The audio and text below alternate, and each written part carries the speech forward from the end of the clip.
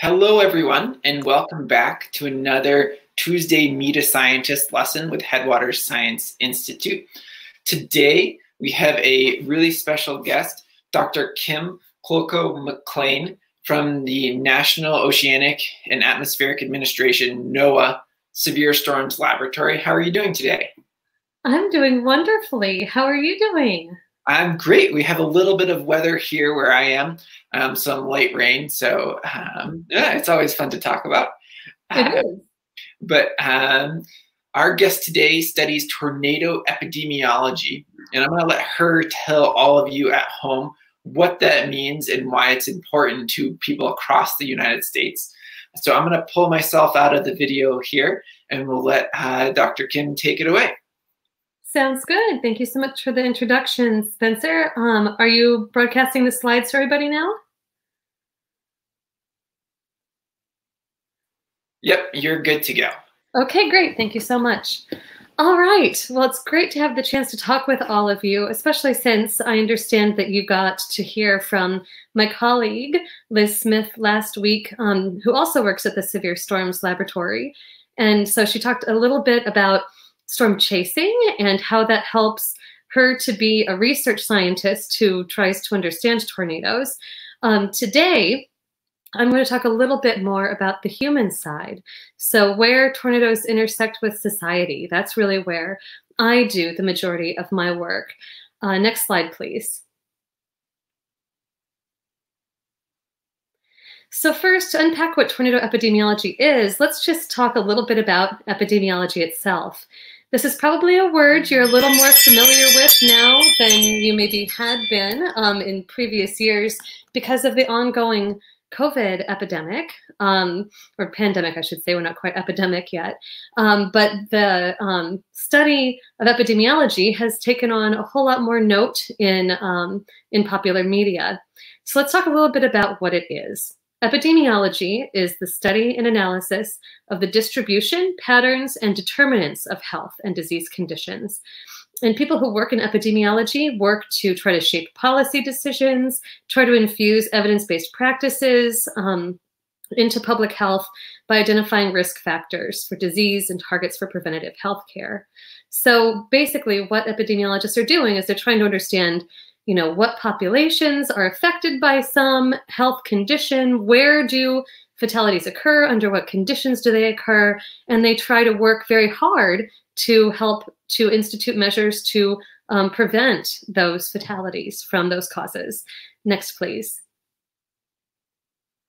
So what do tornado epidemiologists do? Well, we're sort of just a very specialized branch of epidemiology. What we're working on is not about disease transmission. We're working on looking at other natural phenomena. So in this case, natural hazards like tornadoes. And we're asking the exact same questions. We're asking, how is it that people encounter this phenomenon? What is it that happens to them when they do?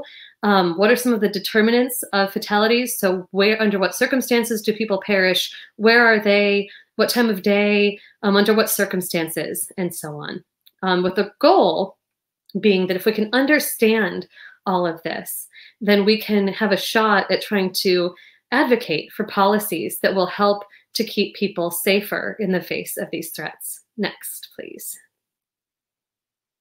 So let's talk a little bit about the determinants of tornado epidemiology. I noted in my intro slide that this is sort of a convergence of sciences.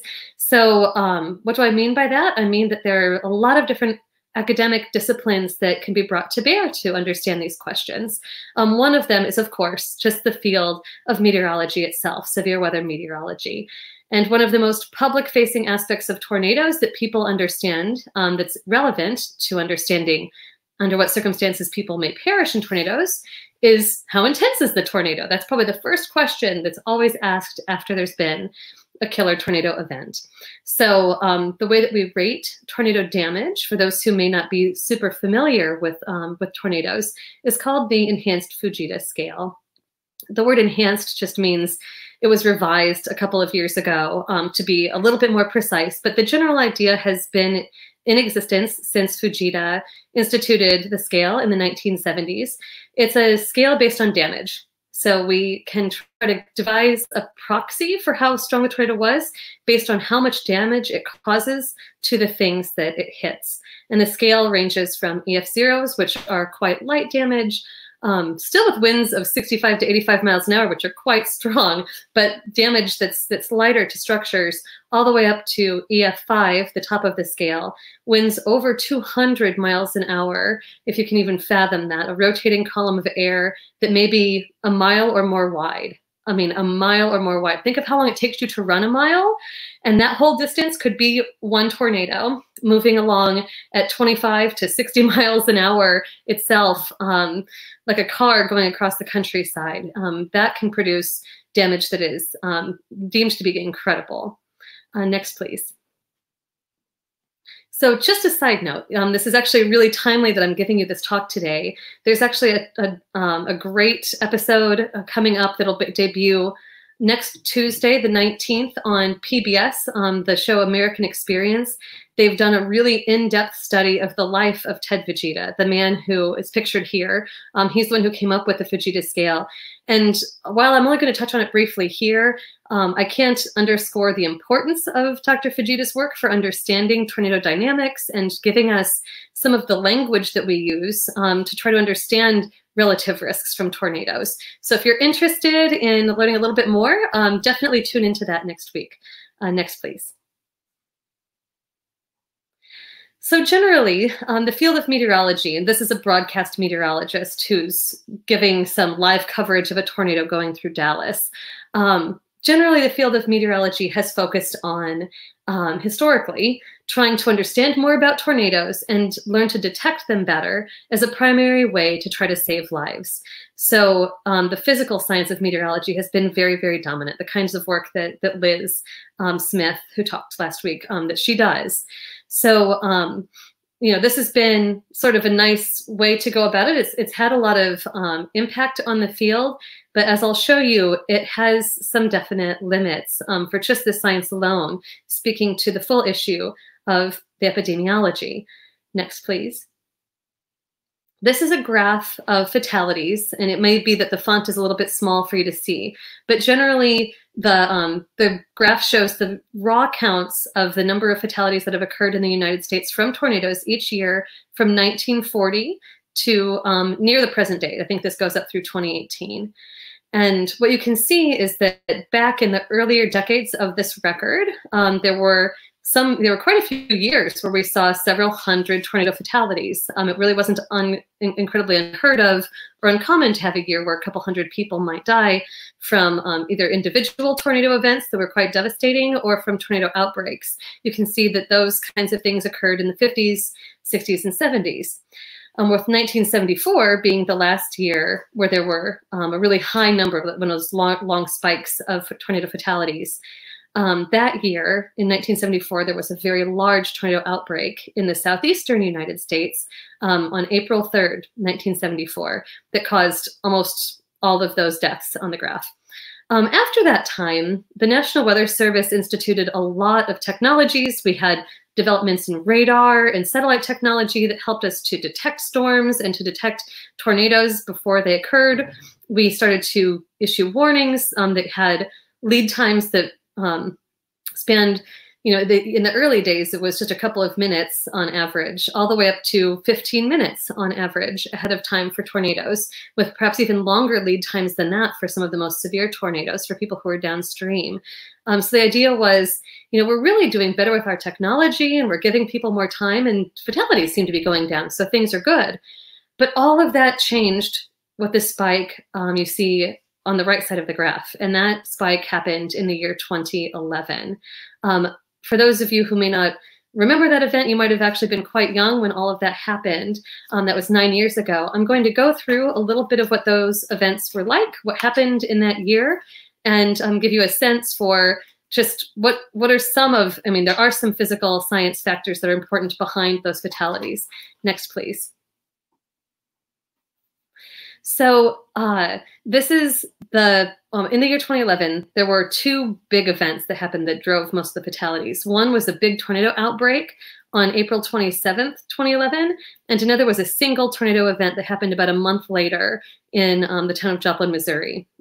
This is a picture of the tornado outbreak itself. The number of tornadoes that happened in one single day, this was just one day, there's 292 tornadoes. Each one of those red dots on the screen represents a unique tornado report. And some of these tornadoes were on the ground for hundreds of miles. They were tornadoes that were a mile wide. I'll show you a picture of what that looks like in a second. And on average, most tornadoes are quite weak. They're EF0s, EF1s, and they may be on the ground for 150 feet or maybe a mile or a couple miles. So to have tornadoes on the ground for hundreds of miles was particularly catastrophic. On this day, there were over 360 fatalities on a single day, more fatalities than we'd seen in any single year since that 1974 outbreak. And this number of fatalities even exceeded what had happened that year. So it was very jarring for the field of meteorology that had long thought that we sort of had this problem a bit under control with the technologies, the detection technologies themselves. Next image, please. A large number of the strongest tornadoes were concentrated in the state of Alabama, and the majority of the fatalities also occurred there. So I'll show you, this is what a map looks like, where you have the full path of the tornado really carefully displayed. And the purple color, those lines are the EF5s. Those were the strongest tornadoes. Those tended to happen on this day in northern Alabama, and they went through some very populated communities. Huntsville and its surrounding communities were hit. Huntsville is a very large city in Alabama, and there was another EF5 in the northeast part of Alabama in a more, I'd say, poor and very rural area that also caused a lot of destruction and fatalities. And the red lines are EF4s. This is perhaps just a notch below EF5, but these were still extremely devastating tornadoes. And one of the most famous of these went through Tuscaloosa, which is where the University of Alabama is. It did cause fatalities among students there, including one of the football players on the Alabama team. So this tornado went from Tuscaloosa up through Birmingham, Alabama, actually produced a very large number of fatalities going through all those populated areas. Next slide, please. So this is what those tornadoes looked like that day. These are views from Tuscaloosa and from Birmingham, two of the larger cities in Alabama that were hit. And you can see that this is what a mile wide looks like in an urban setting. It's just a wall of black coming at you. And these tornadoes were going quite fast across the countryside, between 45 and 55 miles an hour. So they were going the speed of a car on a local road or highway. So definitely not something that's easy to outrun. Really, what you have to do when you see something like this is you have to be in shelter and get inside. So just a glimpse at what occurred in Alabama that day. It was truly historic. There hadn't been any outbreak that had been like this since the 74 outbreak that had affected similar areas. Next slide, please. So finally, to go over the year that was 2011, this is a depiction of the damage path for the Joplin tornado. Now, as opposed to those tornadoes in the southeast that some could be on the ground, there was one that I think had a path length over 200 miles long. This tornado was only 6 miles total. But this tornado caused more fatalities than any single tornado since the 1954. There were several EF5 or several F5s back then that had caused numerous fatalities. And we hadn't seen a single tornado kill that many people in that long, in almost 60 years. So it was enormously jarring, this event, in a very different way from what had occurred in the Southeast. In the town of Joplin, Missouri, there were 168 people who perished. And Joplin's not an enormous city, so this was extremely devastating. The tornado went right through the heart of the city, and it was just very crushing in its own way. So the thing that really stood out about both of these events, about both Joplin and the Southeast outbreak, were that forecasts were actually quite good for these events, and the warnings themselves that we send to people with, lead time to try to take action, all of that was really quite good. And so meteorologists looked at this and they said, well, we may be nearing a place where just physical science understanding may be hitting a limit in terms of how that actually helps us to reduce fatalities. Next slide, please. So with that in mind came a sort of renaissance for my field. And I happened to be a grad student when this was going on. And my dissertation was in studying the human side, the behavioral side of tornadoes, how people respond when tornadoes occur. So I was really well situated when the whole field started to ask this question, how is it that people understand risk, especially under conditions of uncertainty? There's some uncertainty about if you actually will be hit by a tornado when there's a warning, if there even is a tornado there to begin with, and will it affect me? And, so it's not just that there's a risk present, but there's also some uncertainty that might weigh in your mind. And the field started to ask, what is the behavioral aspect of this? How is it that people are responding to our information? We really didn't have a lot of detailed information before that point to understand how successful we were being. And so this is the other part of the science that needs to go on to really have a full tornado epidemiology. We can't just rely on our knowledge about how tornadoes work. We need to rely on knowledge about how people work. And that's psychology and communication primarily. I'll walk you through a little bit of some of what those factors look like in the next couple slides. Next, please.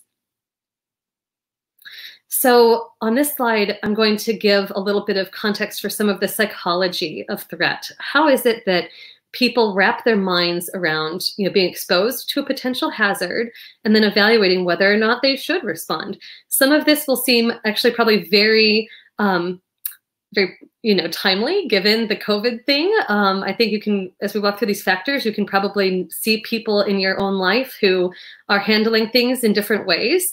But I take this model and apply it to understand how people respond to tornadoes as well. So part of what goes on, there are two major pieces, what this model calls the parallel process. There are two major processes that your brain is going through when it's exposed to a risk. They're called threat appraisal. So you're trying to understand, well, what is the threat? How bad is it? And how susceptible am I? For that, that is sort of, meteorologists, that's what we've been focusing on this whole time. We're trying to tell you it's bad. We're trying to tell you if it's close to you, that you might be susceptible. So that piece is important. But it's not the only part that's important. The other part is coping appraisal. People need to know what actions they can take that will actually help them. And they need to be able to take those actions. So it's not just enough to know what the right action is. You need to have access to the means to, for example, take shelter, have adequate shelter if that's something that's important for the particular hazard, which for tornadoes it very much is. You have to be able to have the time to take shelter. You need to, have your family together. You need to be prepared, perhaps ahead of time, to actually take those actions. For some people, those are challenges, definite challenges to try to overcome in helping them to make the decision to actually do something about the threat. So out of these two factors, we get a couple different pathways people can follow, depending on how these things interact. So click ahead. One thing that can happen is that you have high threat appraisal. So you both believe that there's a threat, it's bad, it could happen to you, you buy all of that. And you also know what to do. You're like, okay, so let's think about COVID for a second. Let's just make this very practical. You both believe that the disease is quite bad and that you could catch it. You also know, hey, the thing that I can do to cope is to stay at home. I can also wash my hands and do social distancing. Those things can help me. I can take those actions. If those things come together that way, that makes people quite motivated to act and to try to control the danger.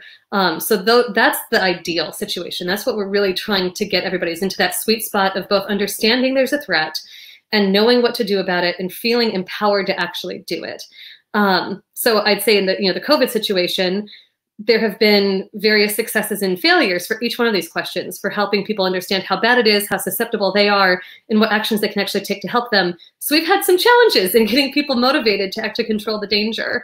That happens in tornado science too. We definitely have some times where there are uncertainties about how bad things can be or how susceptible people are that lead people to not be motivated, even if they could cope, or if they do feel there's a lot of threat. Some people just really have difficulties coping. They may not have access to good shelter or the free time to take out of their job or whatever to actually take that shelter. Go ahead and click to the next line. So another thing that can happen then is if threat appraisal and coping appraisal aren't together, if they're not working together, if there are these challenges, people can get really defensive. And when they get defensive, they act more to control the fear than to control the danger. And what we mean by controlling the fear is they perhaps act out. They might rebel against public health recommendations. They might just discount the threat, and they might say, "Oh, it's not really going to be that bad. I don't believe that it actually is an issue for me." In that case, they're much less likely to take the precautionary action that public health officials want them to take to mitigate the risk of harm for themselves. And yet a third pathway is also possible if you click ahead. Another thing can happen in these situations, and that is that people can just get stuck in a cycle of fear. So they can be very, very aware of how bad something can be, but so aware of it that they're overwhelmed by it.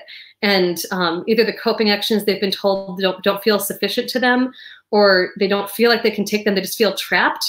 And then what happens with those people is that they do just get trapped in the cycle of fear. And it's another negative response in that they're likely not taking the kinds of actions that we want them to take. But they're not just ignoring public health officials, but they're very much listening to them, but they are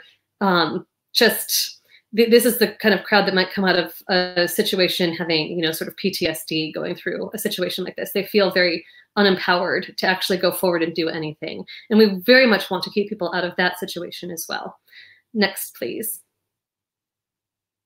So, one way to look at the success of our field is in the psychology. We can also look to factors of vulnerability. I'll explain what I mean by that in a second. But just taking a look at this graph, this is a similar kind of graph to what I showed earlier, but it's just given some context by population counts. This is looking at across the whole US and going back way farther in time, back to 1875. What's the overall big picture fatality rate across our country from tornadoes? So on a given year, how many people are killed per million population over time? And what we see is since the 1920s, that was before we even had weather warnings, but that's really when teletype existed. So since there's been modern communication systems where people could even just talk about tornadoes together and give reports and share warnings informally, ever since then, the rates of fatality have been going down across the country, which seems quite positive, but there is a factor underneath this that is important to understand. Click ahead. And this is a vulnerability factor. By that, vulnerability is a kind of characteristic a person can have that makes them more likely to experience the negative outcomes of a hazard. So in this case, there is a very distinct population that is much more likely to die when tornadoes happen than other people. The dots you see on the screen, the white dots, the big open circles at the bottom, those are people who live in permanent homes. So this tends to be, that's what you would just think is like the classic house or townhome, something that's actually anchored to the ground. The black dots are people who live in mobile or manufactured housing. So these are people who tend to be lower income, may have other kinds of health issues and otherwise going on. But the big picture here is that the structure they live in is not anchored to the ground. And in those circumstances, people appear to perish at about the same rate as they did back in the 1920s and before, in which case this is a big issue for that, that coping piece. Can these people cope? Well, no, they don't have the resources necessary to cope with tornado threat. Next, please. I'll just really quickly mention there's a geography to this, to these housing types. There are some counties in the country where between a quarter and a half of the entire housing stock is mobile homes. And that is especially concentrated in the Southeast US. So when we were looking at fatalities from the April 27th, 2011 outbreak that occurred down there, people living in mobile homes, it was definitely a big issue. Next, please. So I'll just wrap up to say, epidemiology, we do this exercise where we try to understand who's more likely to perish and under what kinds of circumstances, but we're also really interested in, looking at how often do people survive. So we know that there are death counts, but that's not enough to understand the full risk picture. This is something that people are much more familiar with now, knowing that, in the COVID world, dealing with the fatality rate, not just the raw number of fatalities. We want to know what % of people die when they're exposed to the hazard. So COVID, there's been all this debate about, is the fatality rate actually 5% or is it 0.5%? Those will tell you really different things about what your public health response ought to be. In the field of tornado epidemiology, it actually is very poorly known that what this figure is. This has been part of my work, has been to try to uncover what this number is. We do a very bad job counting survivors. All we do is count the deaths. And if you do that, the field of meteorology is under this impression that tornadoes like this one, this is the Joplin tornado. You can see the devastation on the left. There's the hospital in the middle, St. John's Hospital, that was actually shifted off its foundation. And for a mile around it, everything else was just completely destroyed.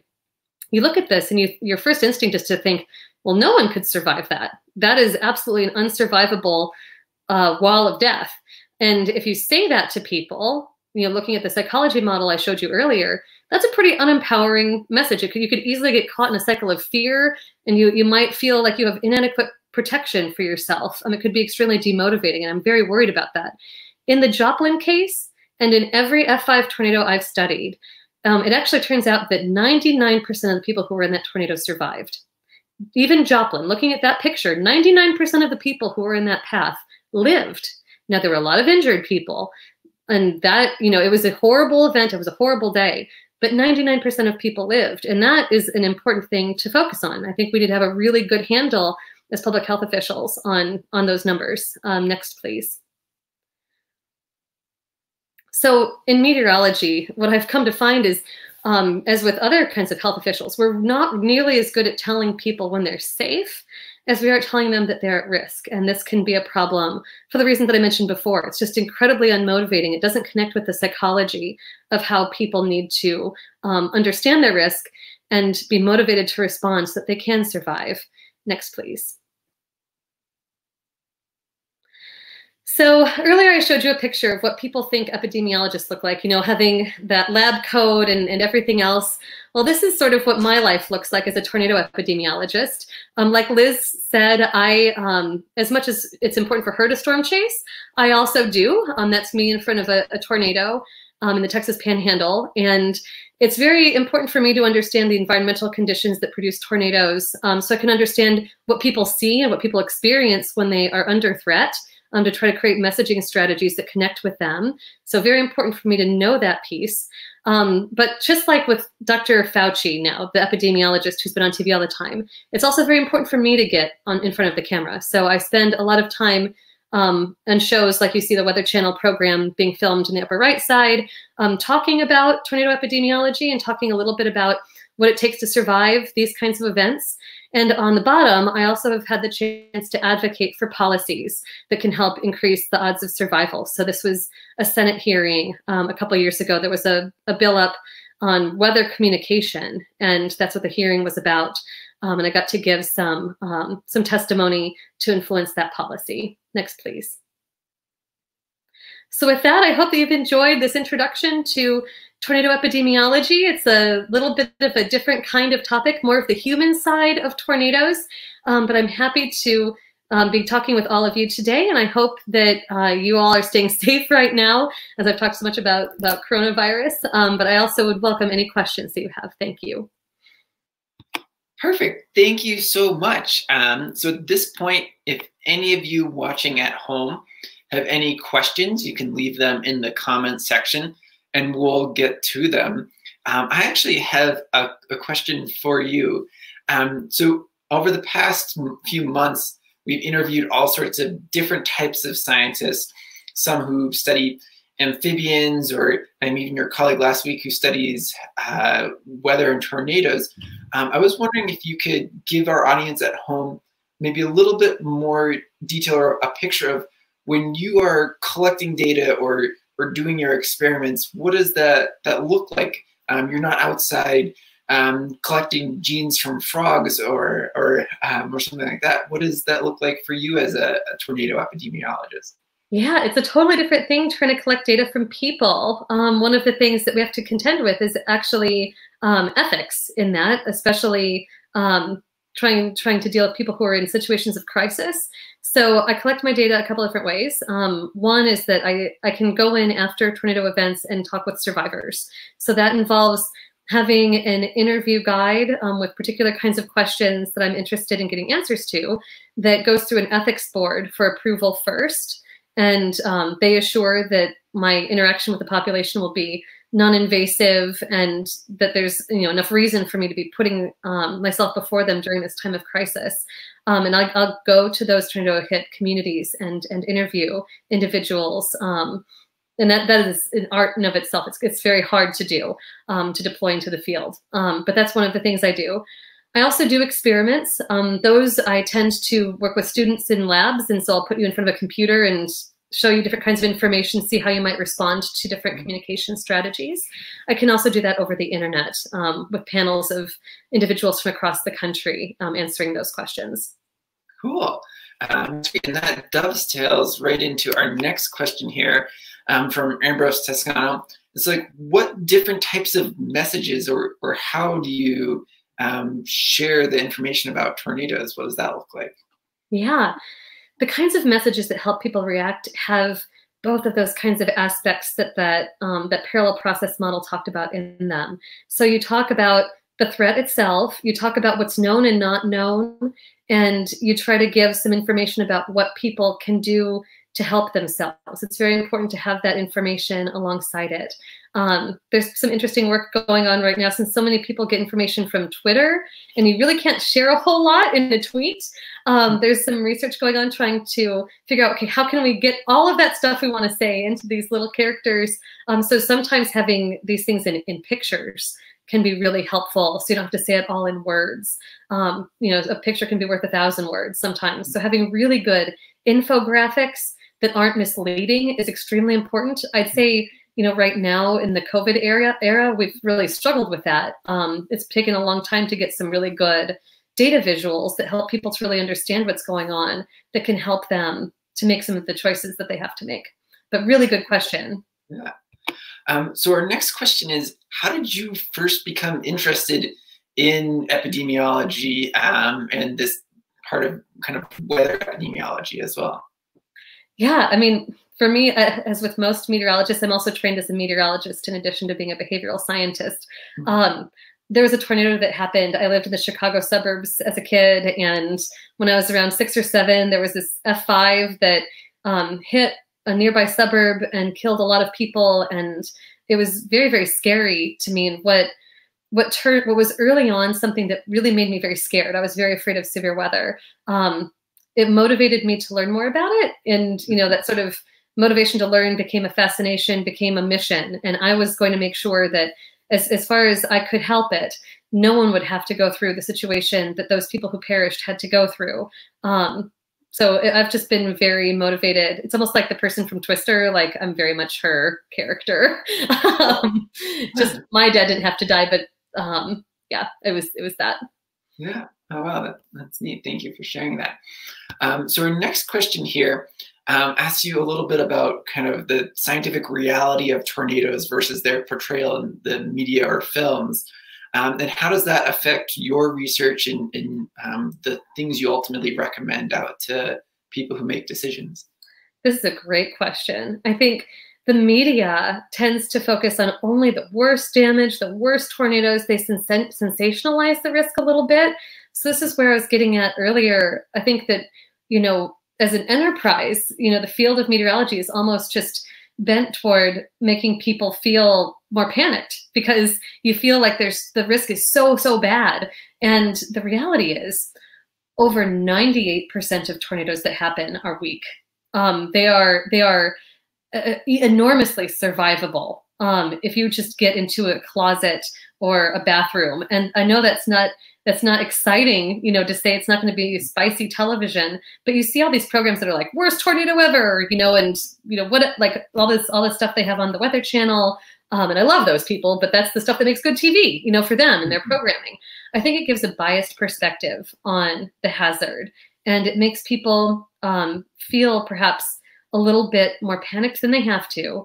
Really, truly, when severe weather threatens, if you just have like a weather radio or some way to get warnings, especially overnight when you might be less aware, and you're just kind of ready to duck into an interior room away from windows, that'll take care of you almost every time. Now, if you live in a mobile or manufactured house, you need to do a little bit more. But I really wish the media portrayal makes it seem like these things are unsurvivable. And I wish that they didn't do that. I wish they gave a little more accurate message. And so for anyone watching at home, what is maybe the best place for them to go to for information on tornadoes and their risks? Yeah, so the National Severe Storms Lab has some really good pages on tornadoes, and some tornado science if you're interested in learning more about that. The National Weather Service also has some really great infographics on tornado safety. Just issued last year, based on my work and the work of others in this area, and they were making recommendations for the kinds of places you can go to be safest from tornadoes. So check those out. Perfect. And then the next question that I have is, I think, linking back to when you're talking about how you collect your data. What is that process like? How quickly can you go out after a tornado? And I know you have to go through this approval process because you're working with people. And what does that look like? Yeah, so for people like me who go out into the field a little more routinely, I actually have worked out with my ethics board. I have a standing survey or interview guide that is approved, and I just have to get in touch with them very quickly and say, I'd like to add this place. And that approval can take just a day or two. There's a bit of an ethical question, though, that lies behind like how quickly you can get into the field versus how quickly you should. We would like to get into the field fairly quickly because some of the things we're trying to ask about might be lost in memory if you go too far beyond when the event occurs. There's a lot of psychology for how people handle traumatic events that suggests that, people early on, they have a really unique set of memories for what happened to them, but then they talk to a whole lot of other people, and they start to get a sort of socialized story about what took place. So you lose a little bit of that individual perspective that could be really important. So you don't want to wait too long, but you don't want to get there like the next day, because they may be grappling with family members who died, friends and neighbors who died, loss of their home, loss of everything, and dealing with insurance. And I don't like to be there in the immediate days after a tornado. I like to wait for a couple weeks until it's no longer the crisis phase. And I'll tell you, one of the things that's been so incredible to me about going then is by that point, it's neighbors helping neighbors, and people, like, you start to see some of the best of humanity, and people are starting to heal, and they actually feel, really, really like grateful, for so much of the help that they're experiencing. And so it's a wonderful time to go for a number of reasons. When you're trying to observe humans, this is one of the things you have to think about, is put yourself into the shoes of the person. And the science is important, but it's not as important as what they're going through. Well, thanks for sharing that. So two more questions for you. The next one is kind of a stock question that we ask all of our scientists. It's kind of, are there any, science can often be difficult and you have a lot of setbacks in there. Are there any times that you have setbacks or things you need to work around or work through in order to do your research and keep people safe? If you could share something along those lines. I know we've talked a little bit about it already. Yeah, no, I mean, it's almost nothing but constant feeling of setbacks. I think one of the toughest things that I contend with constantly is I'm just working in a brand new area. I'm kind of creating tornado epidemiology a little bit. My unit in the lab is new, so behavioral science, trying to get that messaging out is probably the biggest hurdle.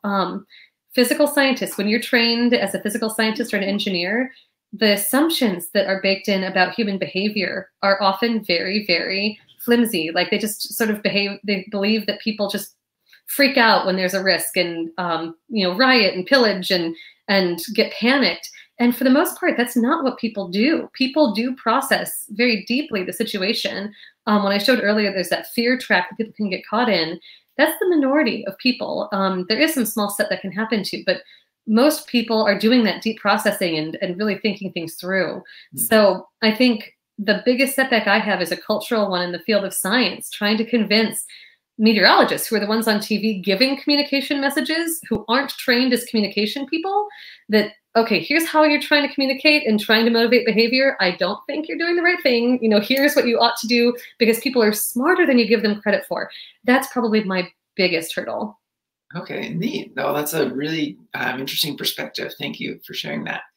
And then the last question that I have is, we have a lot of students who are watching at home who might be interested in different fields of sciences. If there's anyone at home who might be interested in maybe learning more about kind of behavioral psychology or anything like that, do you have any tips or suggestions on how someone in high school might be able to learn more or get more exposure to that field? Yeah, I mean, I knew I was going to be a meteorologist from when I was a kid, but I was always really interested in human behavior too. And in high school, I just started by, you take the psych class, take sociology, see what you kind of like better. Those tend to be very different kinds of people. Like some people like studying the individual brain. That's kind of where I go to. I like studying how individuals make decisions, but they're very valuable also people who study disaster sociology. So how groups make decisions. If you're interested in some of that, I encourage you to look up, there's some big hazard centers around the country. The Natural Hazard Center, they're actually founded by disaster sociologists. They have some really good materials on their website that can teach you a little bit about what the field is. That's the branch that I'm sort of working from.